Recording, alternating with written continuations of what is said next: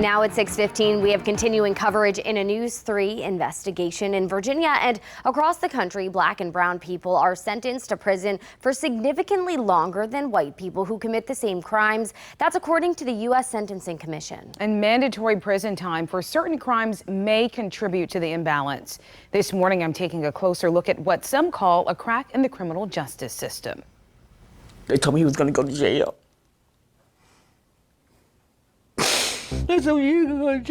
Joan Davis was devastated when she learned her son Ronald was sentenced to 80 years in prison. At 18 years old in the late 90s, he committed a string of armed robberies across Hampton roads. No one was killed or injured. I don't deserve this. I done what I've done. I deserve to be punished. No, granted, robbery is a serious crime, deserving a serious punishment. But to have my whole life taken away from me, as an 18-year-old child. But how did Ronald Davis essentially get life in prison while some murderers only get a fraction of the time? It boils down to mandatory minimums. These are predetermined sentences for certain crimes in Virginia, like DUIs, distributing drugs, or using a firearm during a felony, like Ronald Davis did. Sentences for these crimes range between 2 days up to life in prison. Judges are forced to give them, and defendants must serve every day of those sentences, even if the judge believes those sentences are too harsh. The Norfolk Commonwealth Attorney Ramin Fadahi says this leads to excessive sentences. All it does is prevent the sensible application of mercy when mercy is appropriate. There are 224 mandatory minimums in Virginia, more than most states. Fadahi says that paves the way for mass incarceration. It is incredibly expensive to imprison somebody.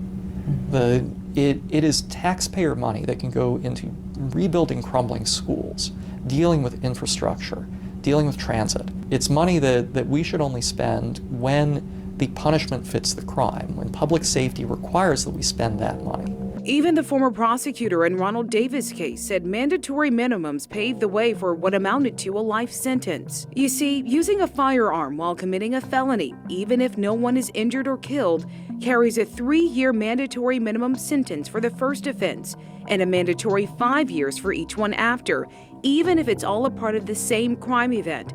That's how Davis' week-long crime spree racked up 80 years. The facts really don't justify the amount of time that he got.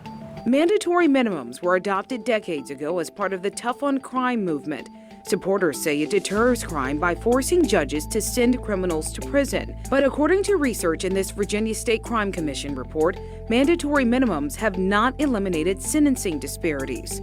Research in that report also showed prosecutors were almost twice as likely to bring a charge carrying a mandatory minimum sentence against a black defendant, meaning prosecutors were more likely to find ways to charge around mandatory minimums for white defendants.